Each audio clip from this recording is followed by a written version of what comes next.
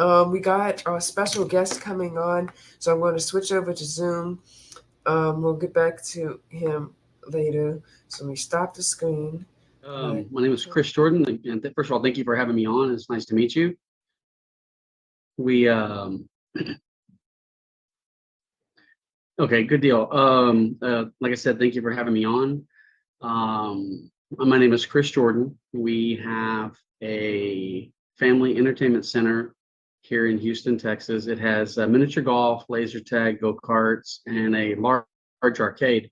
In the arcade, the games require, they have a lot of computers in them. They require knowledge in the knowledge in computers. And it really helps for you to be able to troubleshoot the computers and the games. It saves you a lot of money from sending everything in, having somebody else fix it, coming back. You lose revenue in that case. So it's nice to have a little bit of a background in computers. And that's kind of what my hobby is as well. I do a little bit of programming in visualbasic.net and just basic computer repair. If anybody has any trouble, they usually come to me and ask me questions, and I'm able to fix most of their problems.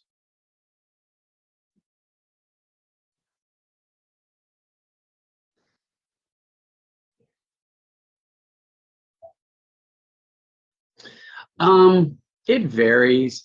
Some of them are going on. I think we still have one with a Celeron processor, if that tells you how old some of them are. A lot of them that do go out that are that old, sometimes if the manufacturer is in business still, they will have a fix for it. They'll send you a new machine that's got a updated, motherboard updated. They use a key to protect their software, so they'll send you an updated key that works with it. But we have them as old as Celeron all the way up to i7s. So it's kind of a real broad range of computers that are in them.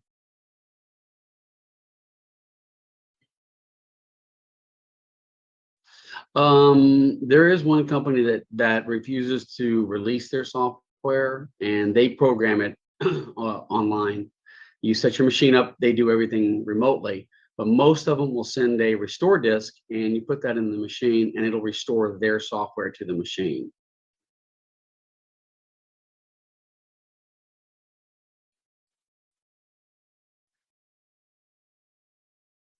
Most of them are Linux.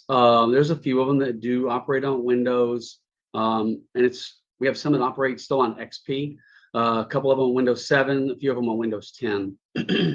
So it varies as well based on the year they came out to current day. There's a few of them that use Linux. There's a company called Raw Thrills. I would say 99% of their stuff is written in Linux. And those are they're a more stable system. I have less problems with those. Our Windows machines will, similar to what you deal with it right now. If there's an update will stop something from working, which stops us from running the game. So typically the first thing we do is we disconnect the machine from being online. That usually helps quite a bit.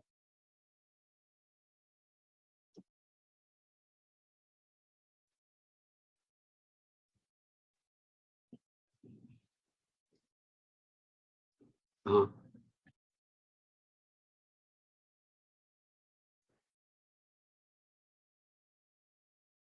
Uh, Repeat that. We're accessing what?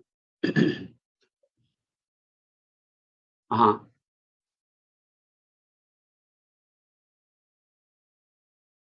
Typically, they have everything locked out where you can't really access the Windows part of it. They will have like joysticks and stuff like that their inputs won't. They're not like a keyboard, as you can say. They're more like an input, and it doesn't allow you to get into the operating system, so they don't have any access to it.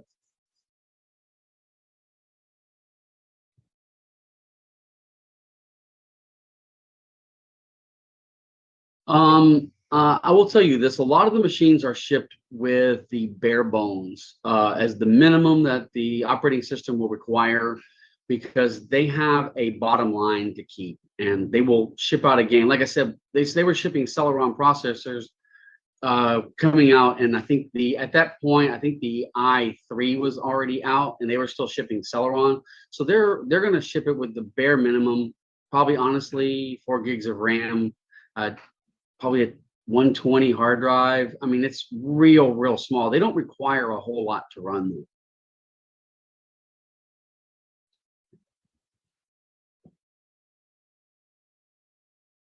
Most of them are. They do get updates and stuff from the manufacturers. Sometimes you have to disable it when the manufacturer ends the life of a game, which happens quite often. At that point, you do remove it from the internet, because if it does get an update that's not supported by the manufacturer, there is no way to get it back. So that's typically when we remove them. Some of the games will have what they call a seat license, and it's a lot of Namco will have that.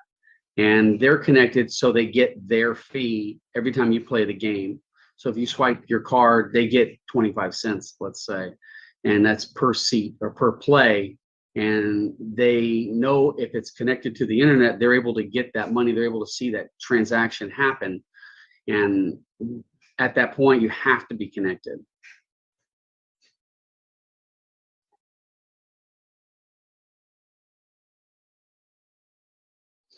Can you repeat that? Yeah. That's more kind of on the manufacturer side to make sure that that doesn't happen. I mean, we have we have a basic firewall set up at work. We use Ubiquity on all our equipment for our games, and that typically has a decent firewall built into it. And since nobody can really access the games to get to anything that could allow somebody on the machine, it tends to work itself out.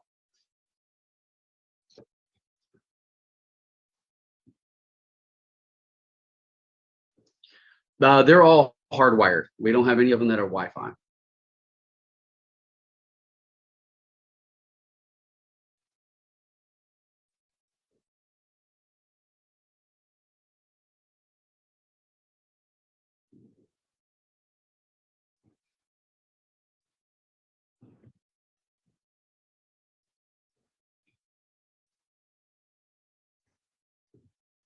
Yeah, typically when the manufacturer ships the game, there will be a restore disk in there, and it's labeled what version number.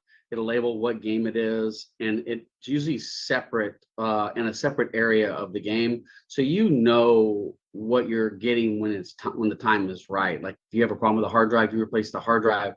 The key thing there is if you have the dongle, that security dongle, you can replace hard drives. You can replace a few things in it, but you can't replace like motherboards. They restrict that because they have drivers built into it where it talks to only certain motherboards. So you can replace it with the same motherboard, but for the actual disk and the hard drive, it's as long as you have a hard drive in it and the disk will talk to it. Yeah, they're just CDs.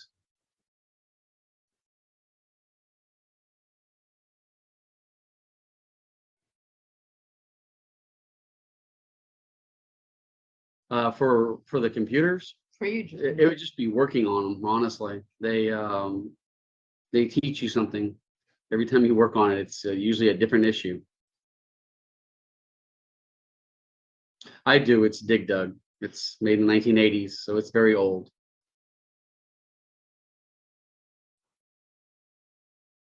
Uh-huh. Oh, did it really? Yeah. Dig Dug is a classic. It's been around for a very long time.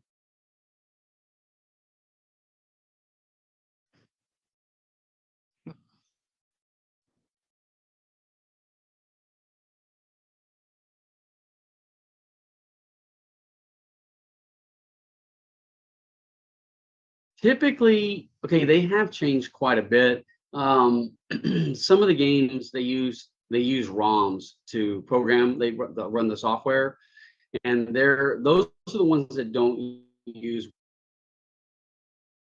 Windows or Linux. They're all built on the board. Those are very stable. We don't typically have any trouble with that.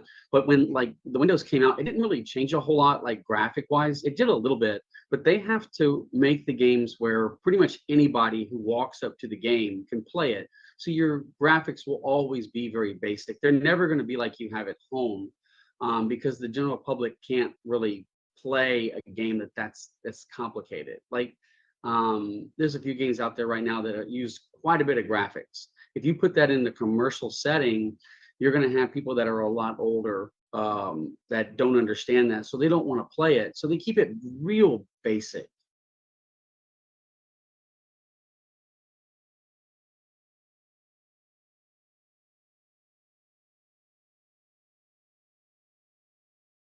Yeah.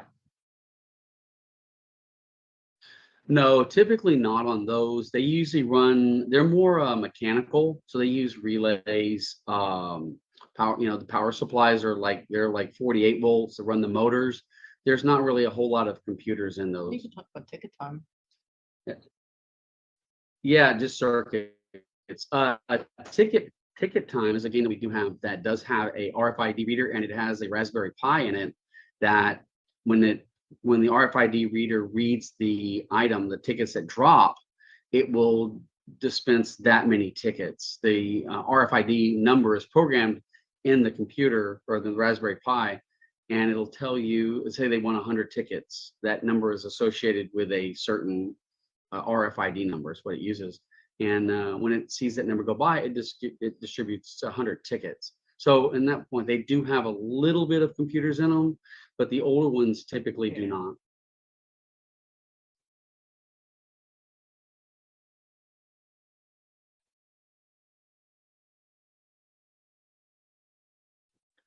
Um, Newest game, the newest one, yeah, the shooter one, right? there would be yeah, was it short shot, Quick shot. quick shot. That's actually a new technology that they're using. They use a laser that bounces off of a screen and goes to a camera, and this camera is able to pick up where the laser hit the screen.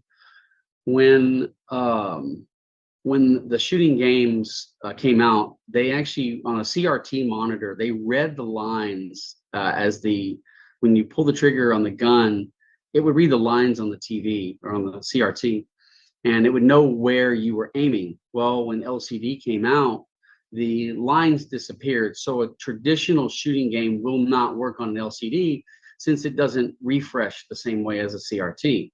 So they've had to do different methods of recognizing where you're shooting the gun on the screen. And one way they did was infrared, and that was very costly. The sensors were all around the monitor, and on the games prior to the laser, you will see the sensors all around the screen, and everything on that is very expensive. And typically, a customer will just take a gun and just drop it on the floor, and it destroys it. So that didn't last a whole long time or a whole lot of time because it was very expensive. Now this is the newest game that they're out. It uses a laser, which anything laser is fairly inexpensive since they've been out for a while.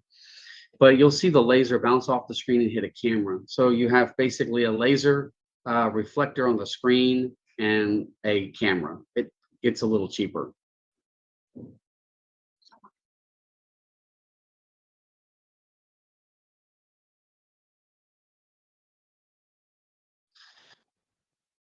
We have the NFC on all the equipment, but the NFC cards are like 5 times the amount of money that a traditional swipe card is. And part of that was due to COVID. During COVID, a lot of China shut down and they didn't make the RFID chips. So all that stuff really raised in value. And that's when we were going to switch over. So we decided not to. We decided on the MagStripe because it's a lot cheaper. And the customer, I don't think they really mind swiping a card versus tapping a card if they're saving an extra dollar per card. So we decided to stay with that. But I do have the tap capability, but right now we are on swipe.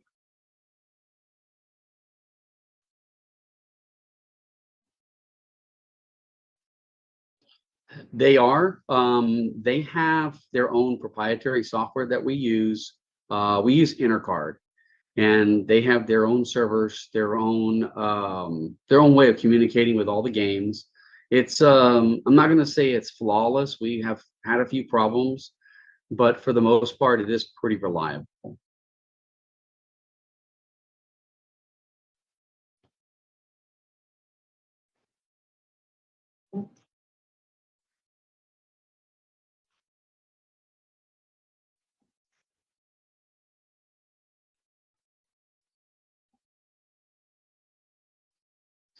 You program it from, they have what they call their back office, and you program everything through there. And that's not something that the employee can see. This is something that a tech will use. The cashier will see like a dumbed down version of it. It'll be like where they put a game out of service and they'll ring up like how to ring up a card. It's real basic on their end. On our side, we have the option to change the graphics on each reader, which we did. We matched all the graphics with all the games that we have. So Dig Dug's got a small little icon of Dig Dug on it. The skee balls have a skee ball, stuff like that. So you're able to do quite a bit with their software, but it's all done through what their proprietary software, which they call back office.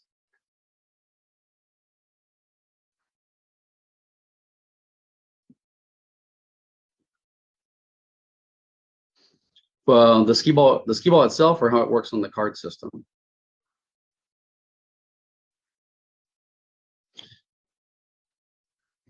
The scoring is done with a proximity switch. You roll the ball, it goes up and it'll go in a hole at the top.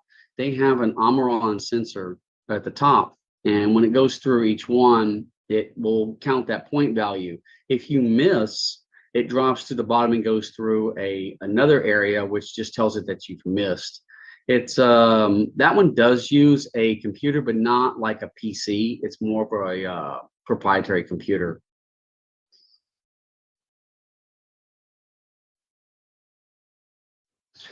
I'm assuming they are done by the manufacturer. They probably contract out to have something written. It's not really like a software. If you're familiar with like a basic stamp, that's pretty much what it is. You have ins and outs, and you can write software and upload it to the chip, and that's pretty much what it is. But everything is very basic. It's just, if this switch is triggered, give them 10 points. If this switch is triggered, give them 20 points. It's a real basic software.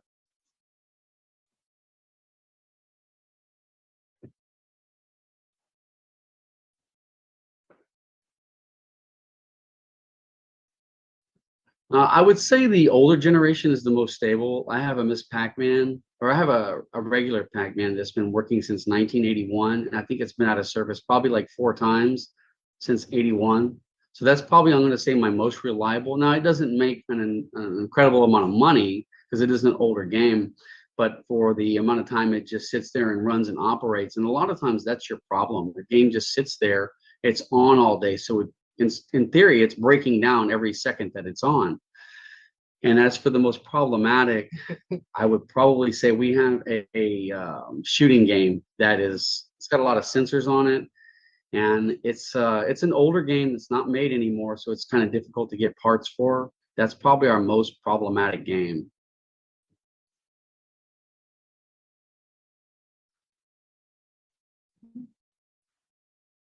We do. We have the I can't think of it. MotoGP. We have a 2-player set of those.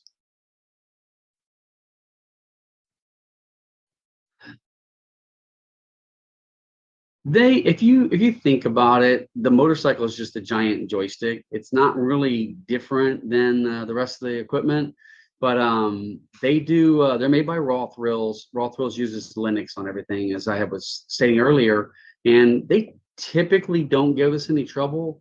The motorcycles themselves use a potentiometer, so when you're going left and right, if you go left just a little bit, the potentiometer picks up a certain number, sends it to the computer, and then it knows to move the bike on the screen that much. So it's a pretty simple thing. There's a few of the games that operate that way. Some of the joysticks operate as a switch, closed circuit, open circuit.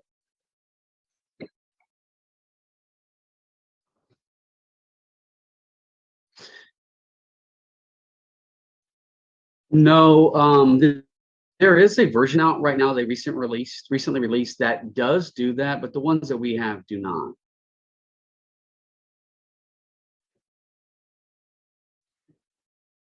I'm sorry, I didn't hear you.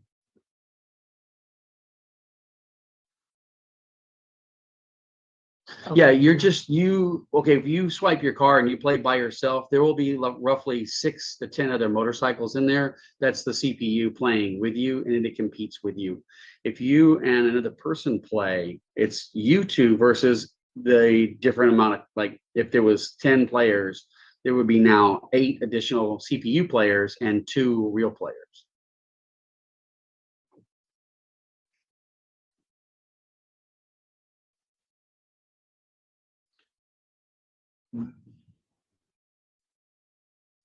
On like the motorcycle games, it's a closed network. Those are just communicating with each other. They do have a network switch in it, so you can link up to 8. But just the 2, it just communicates with each other. When the games power up, they'll tell you there is 1 or 2 bikes loaded to play.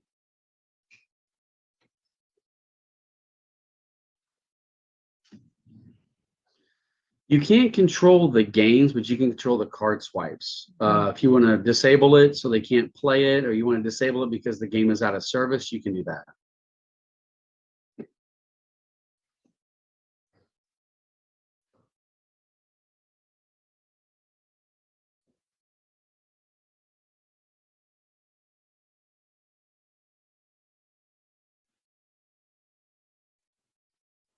Card. Yeah, I can get you I can do that. Yeah, so we do it with Intercard. Yeah, I can do it with Intercard. I can tell you exactly which one is most popular. We usually do our accounting. We do it once a month for one other reason, and then we used to do it weekly, but we're doing it every 2 weeks. It just depends on if it's a really busy week, we'll do it weekly. If it's a little bit slower, we'll do it every 2 weeks. And typically that'll also tell us if there's problems with the game. If you have a game that should make money and it didn't make any money, you go to that game and find out, hey, why wasn't this making money? What's the top game? Yeah, and then the top game on video is Jurassic Park, and the top game for redemption is our basketball game.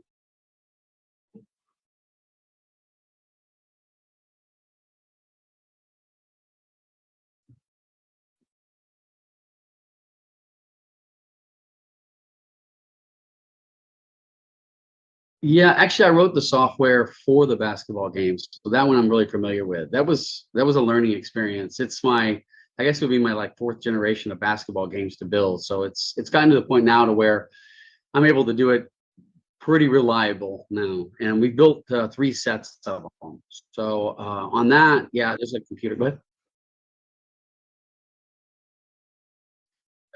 That software is a little older. It's just Visual Basic. It's the oldest one. I think Microsoft ended that in the mid 90s, and it's been going for that long. It's a pretty simple software, but that is our #1 piece in the game room.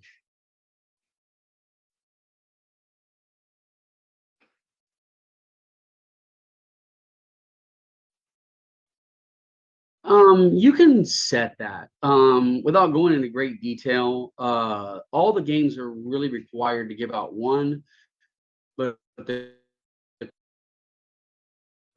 cards swipe and sell a ticket. So, and it's ready for the next player, because if you don't have that, there's a 4-minute timeout period where the reader will time out after 4 minutes, and it'll say, okay, now I can take a new player. But if you dispense a ticket, like what they call a mercy ticket, it will tell the reader that, hey, it's time for a new player. But as for setting how many tickets you get, a lot of the games are like you set what the price point. So if you're charging $1 per game and you want to give out $1 worth of tickets, the manufacturer and a lot of them have already figured out what that ticket amount should be. If you want to give out more, you can do that by just changing the amount that you're charging for the game. Even though you're not charging that amount, it can allow you to modify. On Intercard, you have the option to double tickets if you want to double tickets on some. Because some of the older equipment, when they were being made, they would come out, they thought 5 tickets was a lot. Well, now some of the games coming out now where 100 tickets is a lot, or 500 tickets is a lot. So you want to be able to bring those games into this generation. And you can do that with Intercard with a little trick that they have on there where you can double or triple the tickets, because you can't modify their software after what they past what they say is fair. And at that point, they were 25 cents. There was no games any higher than that.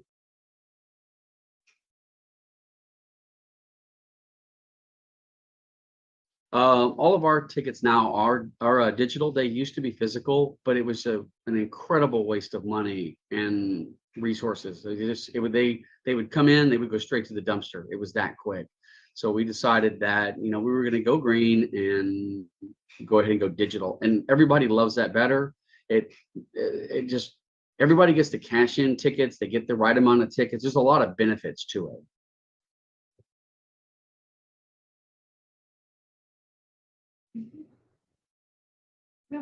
Yeah, you can. You within just a couple of minutes, as soon as the game is done paying out, if they're paying out 1,000 tickets, you'll have to wait until it's done, and then it sends it to the server, and their server will send it to what they call the transaction server, and then you can see it.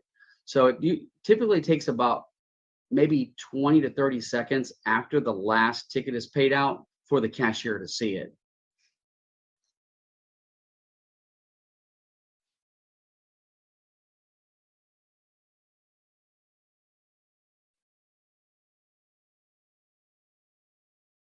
More or less, yeah. There's nothing actually stored on the card. It has just an account number, kind of like a Visa or MasterCard. You swipe it and it goes to the server and it says, hey, he's got, say, 400 tickets.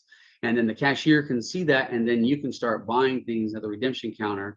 And there's barcode scanners that we scan the item, and it'll remove that amount of tickets from your card. All of ours are on property. They do have an option where you can send all your data to St. Louis, but we opted to keep everything on the property.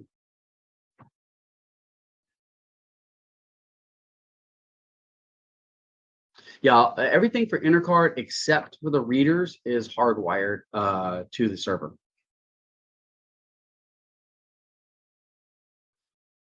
Correct. If the internet goes down, it'll work pretty much indefinitely because the database server is there. If the transaction server goes down, it's limited to 250 transactions stored in the reader per game. So you have if you have a downtime of say 5, 10, 15 minutes, it's not going to change anything, but it will have, if you go to another machine, your balance won't be updated correctly. That's your only thing that you would have a problem with. The database server there's 6 hard drives. They're rated together for redundancy, and I think they're all 250s. It doesn't require a whole lot of space.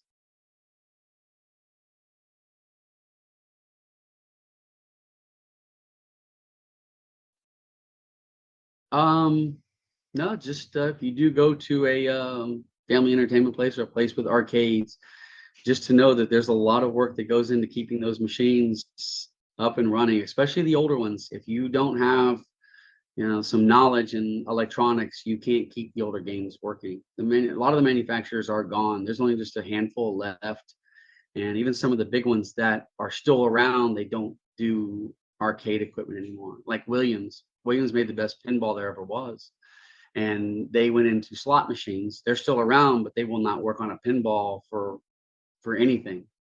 So just keep in mind, when you do go in these places, there's a lot of work that goes in these games to keep them running. And there's probably a team of people that do it.